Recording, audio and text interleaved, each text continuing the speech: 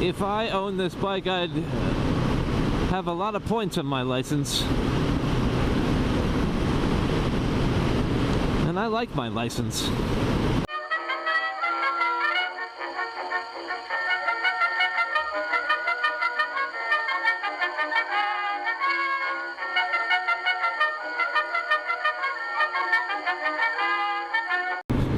Hey everybody, it's Dick here. I am on the Kawasaki Z650RS or Z650RS, depending on your religious persuasions. I was drawn to this because it's a baby version or a little brother to the Z900RS, which is the Kawasaki heritage or vintage or retro styled roadster road bike. And the 900 to me had the feeling that it was cumbersome and heavy. I don't know if it's any heavier than any other bike in that class, but it looks heavy, it looks cumbersome. It didn't really draw me to it so much as other bikes in that class in that displacement range. When I saw the 650 at the MCN motorcycle show in London, I was drawn to it because the 650 has this, the 650cc engine size has a place in the history of motorcycling for me, and I think if you can find a good 650, my first bike was a 650. That was not a good 650, but it was a 650. But the XS 650, the 80s, 70s Yamaha XS 650 set the standard for what a 650 could be. A lot of motorcycle companies have been chasing that 650 sweet spot, and Royal Enfield has kind of brought back the 650 to the conversation, even though bike companies have been making great 650s for a long time. And I'm talking about you, Suzuki, with your SV650. And I think this would be Kawasaki's answer to the SV650. Round headlight, heritage-ish, but not so heritage as to be wannabe heritage like other companies. This has some weird features to it. Has this kind of 90s, 2000s spiderwebby cast wheels, which don't really speak to heritage. The LED headlight, the sculptural futuristic turn signals, all of those things undermine the heritage styling. It's got a couple of elements like the tank, the headlamp, the round side mirrors, the seat, the nakedness, the clocks speak 90s, the wheels speak noughties, the big utilitarian but very ugly coolant system speaks, I don't know what it speaks. It speaks budget, but it reminds me a lot of that Suzuki, again, SV650. And I think that would be the one it's shooting against. You could say that the XSR 700 is in the class. You could say that the CB650R by Honda is in this class, but I think the Honda being an inline 4 is in a class of its own. I think the XSR 700 is in a class of its own. And really this has one competitor in the SV650. Royal Enfield might say that the Royal Enfield can compete against this, but getting on it immediately, this is a very Kawasaki bike. I don't ride a lot of Kawasaki's, but I'm always surprised at how much power Kawasaki can get out of very low statistical numbers and small displacement bikes. This 650 is performing better than a 900 Triumph. The Suzuki is the bike that comes to mind in terms of competitors, even though I'm sure motorcycle magazines or manufacturers will take aim at other bikes. I think, you know, if Kawasaki's taking aim at the Interceptor sales numbers, they're going to sell a lot more of these than the Interceptor if they can get people to throw a leg over them and look past the contradictions in the design and some of the ugliness in the utilitarian coolant system. But already this bike outperforms a lot of bikes I've been on. It's very eager. And it might be too eager for a lot of novice riders or even some experienced riders that aren't used to riding high-strung Kawasaki's. It feels very torquey, although the numbers I think are pretty low. It revs like a Japanese bike. It revs like a Kawasaki. I think redline is 10 grand, but I'm not looking down at it. The geometry is weird. you stand next to it and you think, oh, that's a nicely proportioned motorcycle. And then you throw your leg over it and you think, geez, this bike is really small. It's very lithe and it's very low. It's got a very low seat height. My knees are a bit more bent. My knees are probably about as bent as I am on the Street Cup. And my knees are a bit more bent than a Street Twin or an Interceptor. The seat is where you need it to be. The pedals are where you need it to be. The foot pegs are where you need it to be. The handlebar comes up to greet you, but it doesn't. You're not sitting in the bike. You're sitting above the bike, on top of the bike, away from the bike. Everything kind of falls away from you. And that's a bit disconcerting to a certain respect. The headlamp sits under the clocks and closer to you than the clocks are. So the clocks are kind of the farthest thing out in front of you, or at least it feels that way. And the clocks remind me of 1990s motorcycles. Early 2000s motorcycle. It's got a very poor LCD screen, kind of grayish Game Boy LCD screen that is very difficult to see in the sunlight. But it does have these two big plastic round clocks with cheesy typeface and colors, but that makes it very readable. It's got a tack, which for me is on the wrong side. I always like my tack on the left and my Speedo on the right, but that's my own preference. But it's away from you. I don't have to bend my neck to look down at it. I can glance down at it, but it's just at the edge of my chin guard in my visor. So I am looking, my eyes are moving down off the road as opposed to it being in my view, in my field of vision as I'm riding. It's very peppy. It's got great torque. It's got great acceleration. It's got great engine braking. It's all there. It's spirited. I like that word. When that word comes to mind on a motorcycle, I'm happy. That means it's good. It's got a great note to it. It's got, whatever the current Euro bullshit. It's got whatever current Euro emissions apparatus attached to it. So the cat is right under the engine, and the exhaust pipe, if you will, sticks out under your foot peg and is not a part of the design. The weight's very low, and it sounds great. It runs very, very sporty. It feels like a sport bike now. I say I'm in top gear. I'm in sixth gear. 4,200 RPM, 50 miles an hour. Obviously, it can go a lot faster than that, but I'm getting some vibrations at 42 to 4,500 RPM in the handlebars and my ass.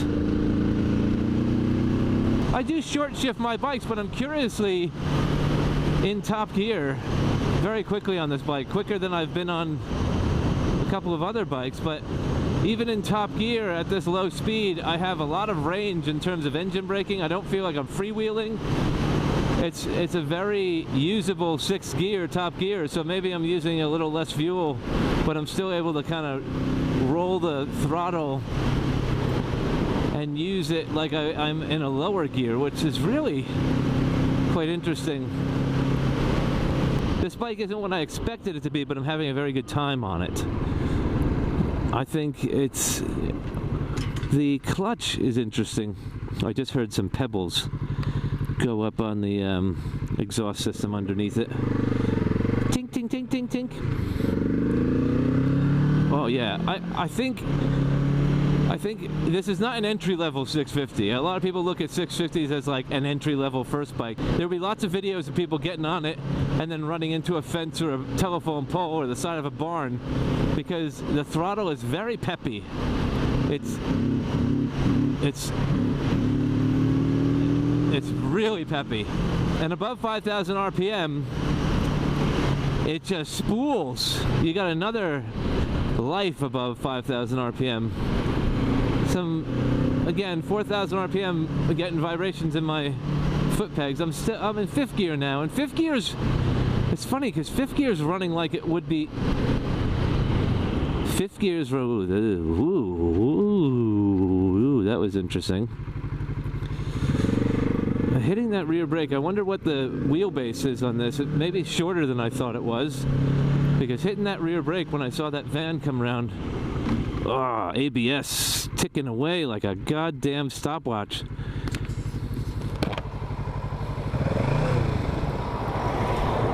And I just threw myself in the neutral somehow from fifth gear without gearing down. That was weird. I popped into neutral from fifth gear and had a little vibrator ride on the ABS coming off that speed. I wasn't going very fast, but the ABS kicked in quickly.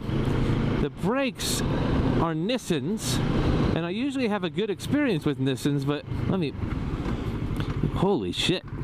Yeah, those brakes are scary.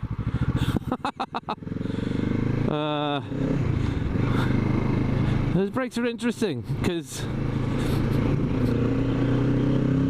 I am bucking like a bronco. There's lots of fork dive. The rear ABS kicks in a lot sooner than the front ABS. I felt like I was going to lock the front wheel. I do not feel confident with these brakes, and I'm surprised because I am a Nissan brake fan. I always think the sales pitch of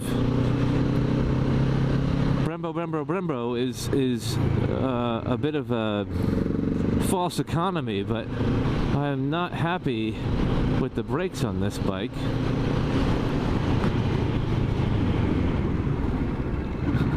That was all right. Though the engine braking is fantastic, so you don't really... Well, I guess if you're using the brakes in an emergency situation only, because you can slow yourself with the engine through all this, it's not really that great. Because you wouldn't be confident in an emergency situation. But I'm having a ball with this engine. It's weird. It feels like it's revving really, really, really high. But it's only 4,000 RPM out of 10,000 RPM.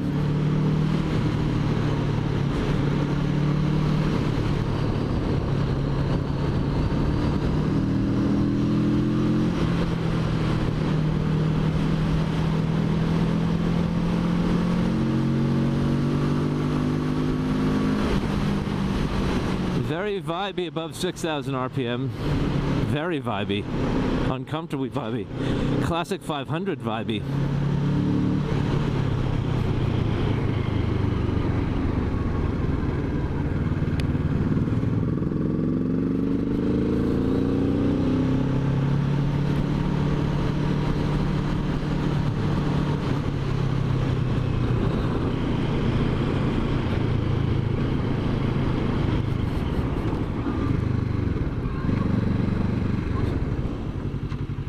Yeah, those front brakes. Oh, you wanna know why the front brakes feel so clampy, so powerful? It's because this is a 650 that has... I do not like this display. I like the dual clocks, but I don't like the design of the display. It's really dated. It's very dated. And not in a fun way, not in a heritage way. Just kind of in a 1980s Stranger Things way, and I'm fuck that shit. Anyway, there's dual disc brakes on the front of this 650, which in itself is added value. So the performance of it, the dual discs on the front, which make it more clampy, more stoppy. All of that is pretty good for just about the same money as an Interceptor. I think I'm gonna ride the Interceptor again just to remind myself, because I haven't ridden one since they first came out, and they've convinced a lot of people to buy them. I don't know how, but I'm gonna go look at them again. My left foot is asleep now. My left foot is asleep from the vibrations. They're tingly. pins and needles on my left foot.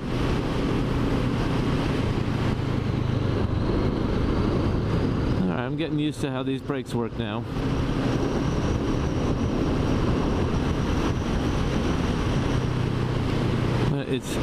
You cannot fault this engine. This engine just,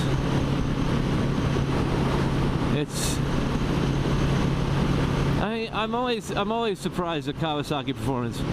It does feel like it's I just went looking for another gear. That's interesting. I've been in 6th gear for a while, and I went looking for another gear because at 4,000 RPM the bike gets 42, 4,500 RPM, 6th gear, 55 miles an hour. I am vibing all through my body, seat, pegs, hands, and it feels like I want to upshift. It doesn't feel like I'm in 6th gear. It's asking me to shift. So let's see what happens if I rev a little higher. I'm gonna go to 4th gear. Whoa! 5,500 RPM, all of the vibration just went into my crotch. And I don't know if you hear it. I know Japanese bikes you're supposed to rev high, but I don't know. It feels like I want to shift. Yeah, that's odd. I mean, odd for me. I'm sure this is performing exactly the way a Kawasaki's meant to perform. There is a religion around Kawasaki's, and they all sound as they go by. Maybe that's the way they're meant to work. This is not a mellow bike. Oh, my right hand's asleep now. My right hand is tingly. It's not mellow. It's eager. It's high-strung. It's a lot smaller, a lot more compact than it looks standing next to it. The brakes are a bit disconcerting to me.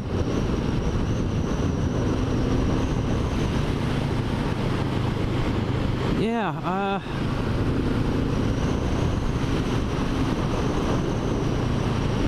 and being on it, I have no idea. You know how sometimes you ride a motorcycle, you can feel the shape of it. You can feel the styling under you. You can kind of see some of it. This all kind of disappears under you. It's almost like riding a Grom in some respects, because you don't see the handlebars in front of you. You don't see the clocks in front of you. You just barely see the clocks when you glance down over your chin guard. And the bike is kind of spinning and buzzing and performing under you, but I don't know, I feel like I'm not, this thing wants to run, and I'm in a speed trap right now, and even if I wasn't, I don't think I could run it the way it wants to be run. But in terms of performance, in terms of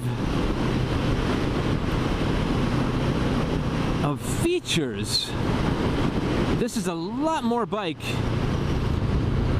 than an SV650. It's a lot more bike than an Interceptor. I wouldn't say it's a lot more bike than an XSR 700, but the XSR 700 has more usable power. I feel like all the power on this lives just outside of my comfort zone, just outside, just off the edge of where I'm willing to stand, just off the edge of where I'm willing to exist. Like I said, I haven't ridden a lot of Kawasaki's, and I've never ridden a Kawasaki that says buy me. I've never put my money out for a Kawasaki. I've never been on one that says that's the one I want. And when I saw this one, I thought maybe that's the one I want. A 650 that performs.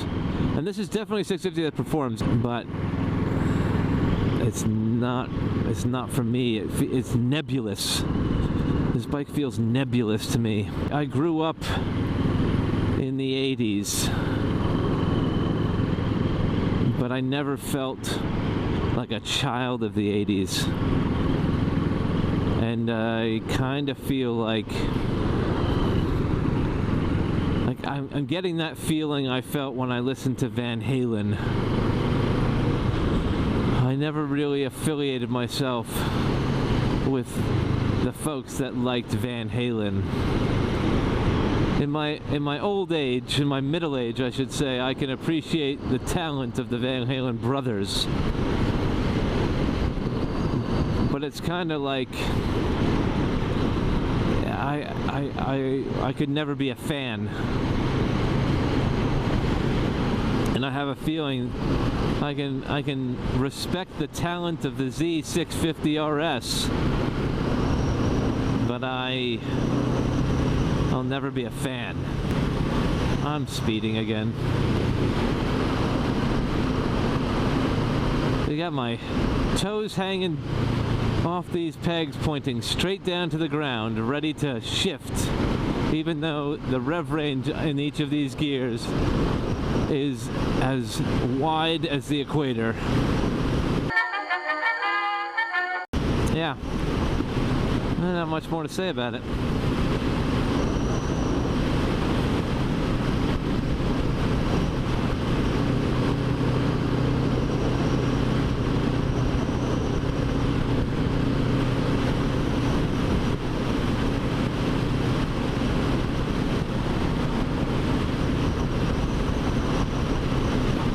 Miata. If you like that video and you want to see more like them, hit like, share, and subscribe.